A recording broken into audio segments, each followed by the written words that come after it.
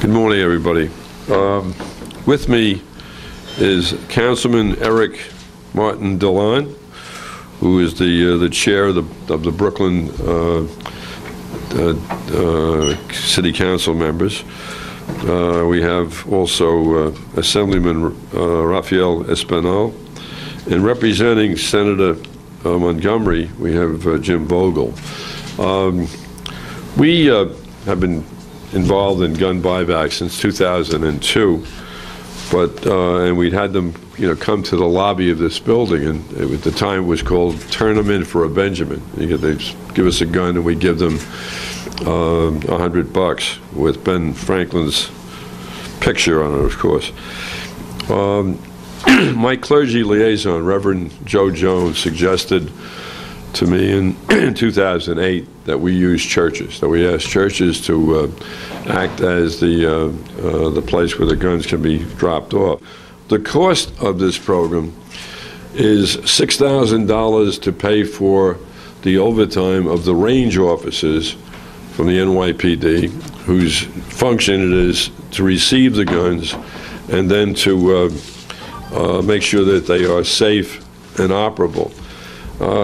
That $6,000 this time was raised by a very prominent businessman, DeCosta Headley, State Senator Martin Dilan, State Senator John Sampson, State Senator Velmanette Montgomery, Councilmember Eric Dilan, Assemblyman Bill Boylan, and Assemblyman Espinal.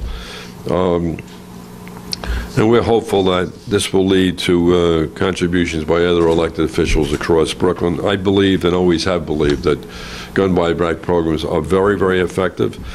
My colleagues in the other 4 counties have replicated this program, and we have taken in, according to the NYPD, a total of 7,300 guns.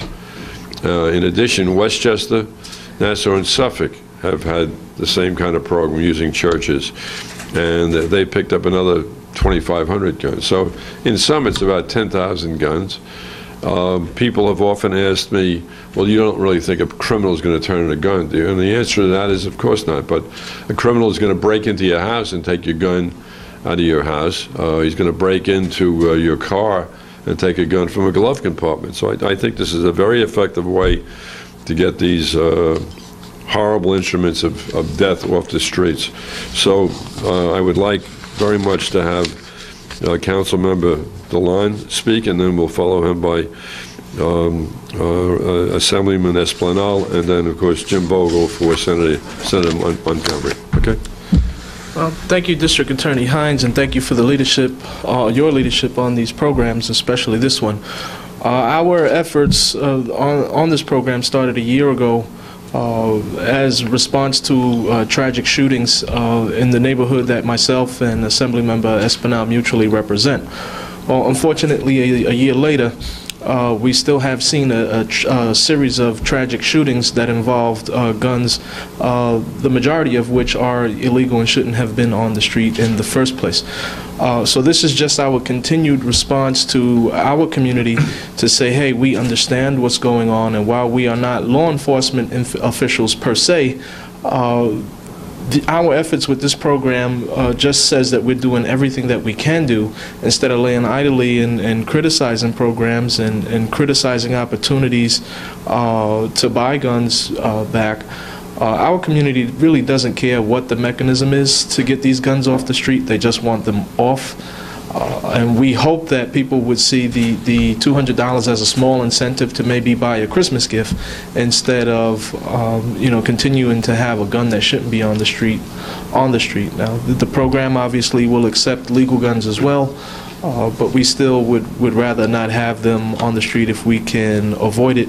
And until Washington does something about the purchasing of guns across state lines, which none of us here have any control over, We'll continue to do everything we can, but that's really what needs to be done to solve our city's problems as it relates to guns. And I know the mayor has taken the lead on guns throughout the country, but we're local officials and we're going to do what we feel is right and appropriate for our neighborhoods. So I thank the opportunity to join with them. And I'd like to thank also Pastor Benke of St. Peter's Lutheran Church for allowing us to use this facility tomorrow. Thank you. Solomon? Thank you, DA Charles Hynes. Thank you, Councilman Dilan, and also want to thank the State Senator for bringing this program into the district. I represent the 54th Assembly District, which is comprised of northern Brooklyn. And over this summer, we had a few shootings, one in Bed-Stuy of a 3-year-old boy. We had a shooting in Bushwick of a 14-year-old kid, and also in a playground, another teenager was shot. And the community was outraged. They were crying. They were looking for some way to solve this problem. And I think this is the best solution. As the DA said earlier, he started the program, and the entire city decided to replicate this program because it has been effective. So again, DA, thank you for bringing this program. Thank you, Councilman, for helping fund this program. I look to see the results tomorrow in St. Peter's Lutheran Church. Thank you. Thank you. Jim? DA Hynes' programs, not just the gun buyback, but everything else that goes on here has turned Brooklyn into a rational island in the middle of the East Coast. The statistics bear this out. There's been such a decrease. There's been such an uptick in the quality of life. The Senator is very happy to be supporting all of his efforts in this. And on her behalf, just thank you, and anything we can do, please let us know. Thank you, Jim. And just to restate it now, tomorrow, beginning at 10 o'clock, at Mount Ollie Baptist Church, which is pastored by Reverend Reginald Backus, and at St. Peter's Lutheran Church at 1698 St. Mark's Avenue, St. Peter's Lutheran Church, 105 Highland Place, pastored by Bishop David Benke. From 10 to 4, anyone showing up with an operable handgun will get a bank card worth $200, no questions asked. And anyone showing up with an operable rifle and shotgun, no questions asked, you get a bank card for $20. In regard to the violence that has been addressed in this county, Police Commissioner Kelly and I the other day at a gang takedown talked about the fact that last year, for the first time since 1963, we had less than 200 murders here in Brooklyn. And as of this morning, and I get a report every morning, we have 48 fewer murders than we had last year. What can DC do to help with this issue? Well, they can do something about, stalling or eliminating the ease in which guns are taken across, state line. Mayor Bloomberg has said accurately over and over again that these guns are coming basically from the Deep South.